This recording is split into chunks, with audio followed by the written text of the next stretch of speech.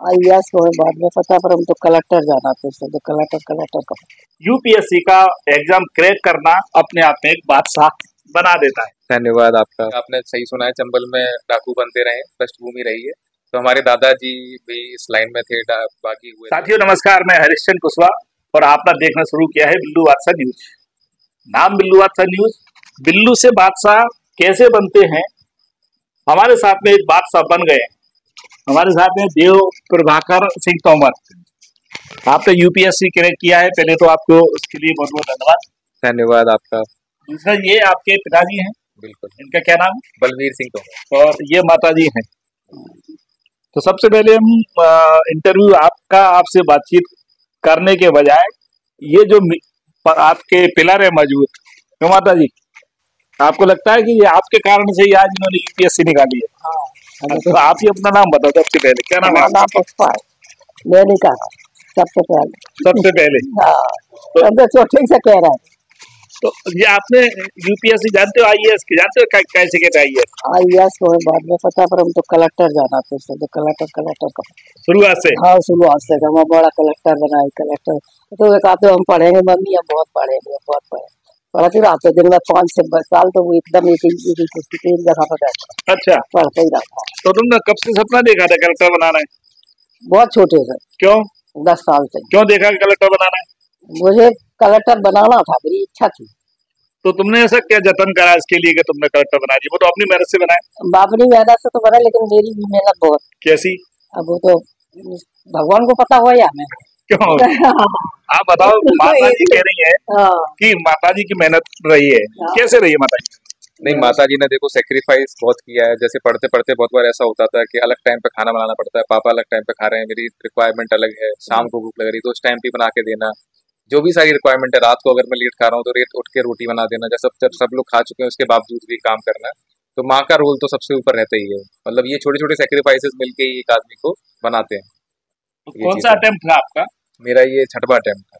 तो इसके पहले कोई परीक्षा एग्जाम वगैरह कोई क्रैक किया आपने? जी, मैं आईआईटी को भी क्रैक कर चुका हूँ। मेरा आईआईटी में 2014 में सिलेक्शन हुआ था, तो मैंने 4 साल वहाँ पे इलेक्ट्रिकल इंजीनियरिंग ग्रेजुएशन भी किया। उसके बाद मेरी नौकरी लग गई थी फिलिप्स एम्स्टर्डम में, हेडक्वार्टर है जहाँ पे नीदरलैंड में। वहाँ पे मैंने 1.5 साल नौकरी भी करी, फिर आके मैंने आईएएस की तैयारी स्टार्ट करी थी। और आईएएस में भी मैं 3 बार इंटरव्यू दे चुका हूँ। अच्छा, इस बार ये लास्ट अटेम्प्ट में आप क्लियर हो गए? लास्ट अटेम्प्ट में फाइनल क्लियर। अभी देखें तो आपका जो पृष्ठभूमि है, गांव की पृष्ठभूमि है, पूरी मुरैना का एक कोथर, जो पूरा एक ग्रामीण क्षेत्र में पूरा ग्रामीण क्षेत्र है। और वहाँ शायद एक डकैत समस्या भी है, और डकैत परिवार, डकैत बनना भी एक शौक है। तो आपके परिवार में भी कोई डकैत रहा है? बिल्कुल बिल्कुल जी, आपने सही सुना है, चंबल में डाकू बनते रहे, पृष्ठभूमि रही है। तो हमारे दादाजी भी इस लाइन में थे, बागी हुए थे। और इसके बाद लेकिन पिताजी ने इस माहौल को बदला। उनका एजुकेशन में बहुत बिलीव था, तो वो पढ़े और वो मुझे भी ग्वालियर लेके आए, पढ़ाई पे बहुत, शिक्षा पे बहुत ध्यान दिया। तो होता ही है, कभी कभी कोई एक व्यक्ति भी बदलाव ला सकता है, तो उस पृष्ठभूमि को बदलने में इनका रोल बहुत बड़ा था। उसके बाद फिर मैंने भी मन लगा के पढ़ाई करी और ये सोचा कि शिक्षा की लाइन में कुछ करना है, चाहे आईआईटी करेंगे या फिर साइंटिस्ट वैज्ञानिक बनेंगे या फिर आईएएस करेंगे, लेकिन स्टार्टिंग में था शिक्षा की लाइन में करना है। फिर धीरे धीरे आईएएस में इंटरेस्ट आया, तो फिर ये हमने करने का डिसीजन लिया। तो आपके गांव से कोई अभी तक सिविल सर्विसेज में निकला है? कोई नहीं निकला, पहला हूँ। पहले पीएससी वगैरह किसी ने निकाला है? कोई नहीं। मिलिट्री ज्यादा से ज्यादा, मतलब अगर कोई सपना देखता भी है तो मतलब मिलिट्री में जाने का सोच लेता है, पुलिस में जाने का सोच लेता है, ये रहता है। तो अब स्कूलिंग कहाँ से रही आपकी? एग्रीकल्चर विभाग में चले जाते हैं। स्कूलिंग मेरी हुई है प्रॉपर ग्वालियर से, सीबीएसई बोर्ड में मॉर्निंग स्टार स्कूल है। अच्छा, उससे मेरी एजुकेशन थी। और उसके बाद उसके बाद मैंने ग्रेजुएशन आईआईटी का एग्जाम निकाला था, जेईई का, तो आईआईटी रोपड़ से मेरा ग्रेजुएशन हुआ इलेक्ट्रिकल इंजीनियरिंग। तो हिंदी मीडियम इंग्लिश रहा है? पूरा इंग्लिश मीडियम स्कूल। कैसा जो टर्निंग पॉइंट आपका आया है कि आपने सोचा कि मुझे यूपीएससी निकालना है? इसके पहले जॉब क्या करते थे? मैं नीदरलैंड में करता था, फिलिप्स कंपनी है, आपने सुना होगा, उसमें हेडक्वार्टर्स में साइंटिस्ट था, वैज्ञानिक के पद पे कार्यरत था। कितने समय करके आए? 1-1.5 साल हो गया था। पैकेज कितना था? 80 लाख का पैकेज था। शादी उस समय हो गई थी? नहीं, उस समय नहीं। तो शादी बाद में हुई है? शादी मेरी तैयारी के दौरान हुई है, 2022 में दिसंबर में करी थी। तो फिर शादी हो गई, शादी के बाद में तो जिम्मेदारी बहुत होती है, पढ़ाई लिखाई तो मन लगता नहीं? जी जी, ये बहुत बोला जाता है कि शादी से परिवार एक वीकनेस बन जाता है, कमजोरी बन जाता है, बट मेरा ये मानना है इसको सपोर्ट के रूप में देखना चाहिए। अब आपके पास 2 लोग हैं जो एक ही क्या नाम है लक्ष्य की ओर केंद्रित हैं, आपकी पत्नी आपको सपोर्ट कर सकती है, घर वाले तो कर ही रहे हैं, तो उसको एज अ पॉजिटिव वे में लेना चाहिए। अगर आपका टाइम मैनेजमेंट अच्छा है, आप घर वालों को बराबर टाइम देते हो, साथ में पढ़ाई को भी देते हो, साथ में आपकी जो भी इच्छाएं हैं उनको भी आप बराबर टाइम दे रहे हो, तो कोई दिक्कत नहीं है। खेल बिगड़ता है कि आपका टाइम मैनेजमेंट गड़बड़ हो जाता है, आप परिवार में बहुत ज्यादा व्यस्त हो गए, पढ़ाई का ध्यान ही भूल गए, वहां पे चीजें गड़बड़ा जाती तो ऐसा क्यों सोच दिया आपने कि मुझे यूपीएससी ही देना है, सिविल सर्विस में ही जाना है? हैं। ये कब ख्याल आ गया आपको? जी देखो, सबकॉन्शियस माइंड में पीछे से तो जैसे मम्मी बता रही थी कि उन्होंने डाल रखा था कि कलेक्टर ही बनना है, घर वाले भी हमेशा कुछ ना कुछ डालते रहते थे, टीचर यहाँ पे मैं पढ़ता था वो भी बोलते थे कुछ भी बन जाओ, एक बार आईएएस का एग्जाम दे देना, लेकिन वो बैक ऑफ द माइंड था, पीछे था। मेरी खुद से इच्छा उस टाइम तक तो नहीं थी। अच्छा। लेकिन जब मैं आईआईटी में वहाँ पे रोपड़ में गया तो वहाँ पे कुछ मुझे मैनेजरियल काम मिले, जैसे आप फेस्ट को संभालो, ये सब करो, तो जनता के बीच में जो है जाना और उनसे बात करना, टीचरों से बात करना, किसको मैनेज करना है, ऐसे ऐसे, तो वहाँ से इस फील्ड में थोड़ा सा इंटरेस्ट आया। फिर मैं जब नीदरलैंड में था तो वहाँ पे जब कार्य करते करते थोड़ा बहुत फ्री टाइम मिलता तो मैंने सोचा एक बार कुछ सिलेबस देख लेते हैं, क्या क्या पढ़ना होता है। तो फिर सिलेबस में भी रुचि आई कि आईएएस की तैयारी में हम पॉलिटी पढ़ते हैं, जिसमें हमको बताया जाता है कि राज्य व्यवस्था कैसे चलती है, इकोनॉमी अर्थशास्त्र पढ़ते हैं, तो इंटरेस्ट भी आया, इतनी सब कुछ जानकारी लेने को मिलता है, तो सोचा कि चलो अब पूरी जो दिशाएं हैं इसी तरफ इशारा कर रही हैं, तो आईएएस की तैयारी करना चाहिए। तो आपने जॉब छोड़ा, जॉब छोड़ने के बाद में आप श्योर थे कि मुझे कहीं ना कहीं मैं इसमें कोई एग्जाम क्रैक कर लूंगा? जी मतलब मेरा ये था कि अगर मैं इतना बड़ा रिस्क ले रहा हूँ, इतनी अच्छी नौकरी छोड़ के आ रहा हूँ, तो फिर मैं पूरी तरह लग जाऊंगा, भले ही मुझे ज्यादा प्रयास लगे, बट एक बार मैं इसको निकाल के ही रहूंगा कैसे भी करके। ऐसा ऐसा कोई सा दौर तो जरूर आया होगा जिस समय आप एकदम हताशा में, निराशा में आए हो, डिप्रेशन में आ गए हो, जैसा कभी आया?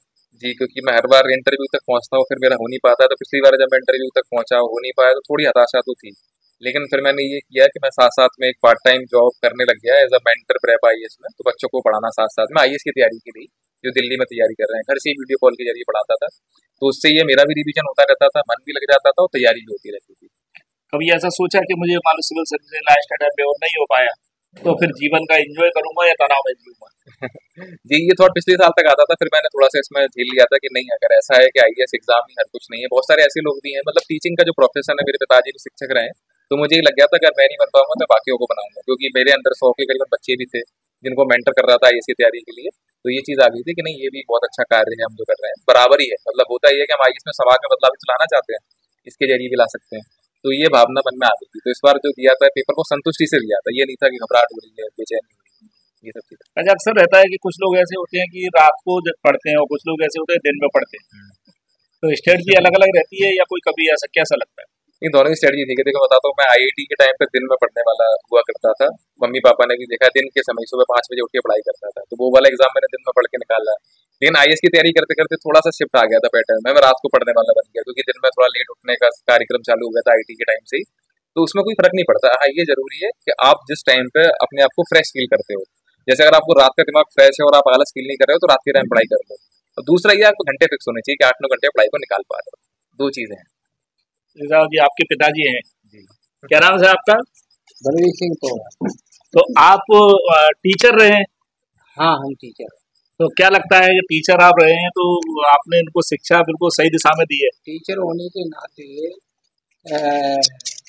हमने बाहरी लड़कों को भी अच्छा रास्ता दिखा करके सफलता हासिल कराई, अपने लड़के के लिए भी सोचा कि उचित शिक्षा मिले, और उस शिक्षा में सबसे खास बात यह है कि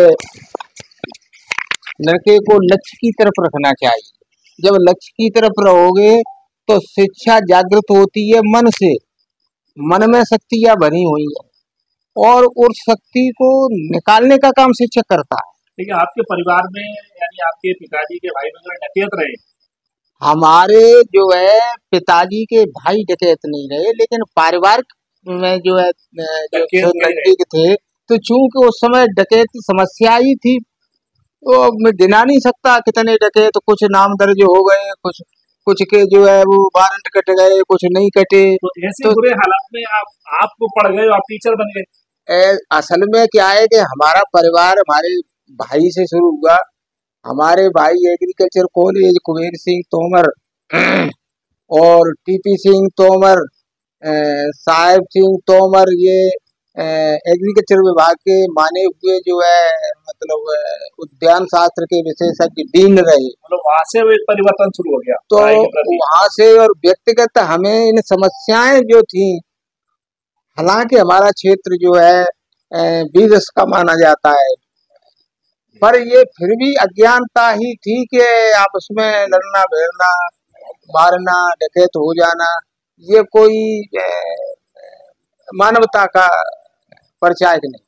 मतलब ये कुल मिला के एक आपने अपने आप में बदलाव किया, शिक्षा की दिशा में बढ़े। हाँ, और आज शिक्षा की दिशा में बढ़ने के बाद में अपने बेटे को आज सबसे बड़ी जो नौकरी वाली होती है, सबसे हाँ, ये आपने मुकाम पहुंचा दिया। यही हमने जो है लक्ष्य बनाया और उस लक्ष्य के लिए साधन भी प्रस्तुत किए जितने हो सकते हैं। कितने बेटे हैं आपके, बेटे बेटी हैं? कि एक लड़का है, 2 बेटी। चलिए साहब, ये देख सकते हैं कितने एक सौभाग्य की बात है। और माता पिता जब साथ हों और कोई बेटा इस प्रकार से इतने मुकाम पे पाले तो सबसे ज्यादा प्रसन्नता यहाँ तक मैं समझता हूँ कई अनुभव के आधार पे तो वो माँ को होती है और उसके बाद पिता को होती है और फिर जाके बेटा, और उनके लिए शादी हो गई तो शादी के बाद पत्नी। और परिवार में जो लड़का है, लड़के के परिवार में उतनी खुशी नहीं होती, इतना ससुराल पक्ष में ज्यादा खुशी होती है। तो ससुराल पक्ष में ये देखिए, हम समझेंगे ये बहुत खुशी की बात है, सौभाग्य की बात है कि ये ससुर हैं इनके। बहुत शानदार प्रदर्शन किया है इन्होंने और सबके पीछे सबसे बढ़िया मैं जानता हूँ इनके सिंसियर एफर्ट, इनका हार्ड वर्क और डिसिप्लिन जो इनके फादर और मदर ने इनको प्रदान किया, that is marvellous, no doubt और anything. I am very happy, we are very happy to see कि आज हमारा समाज इस लेवल और इस पौधे पे पहुंचा। चलिए साहब, देख सकते हैं ये देखिए, ये ग्वालियर में पड़े और पूरा एकदम सिंसियर होके और एक ऐसे गांव से निकल के आए जो डकैत, इन्हीं डकैतों का एक लंबा कुनबा था, उस कुनबे में ये चले आए। हम आपको फिर एक बार बधाई देंगे कि आपने ग्वालियर का नाम रोशन किया और एक ऐसे परिवार का, ऐसे गांव का नाम रोशन किया जहां पढ़ाई का चिराग बहुत कम नजर आता था। चलिए, बहुत बहुत धन्यवाद।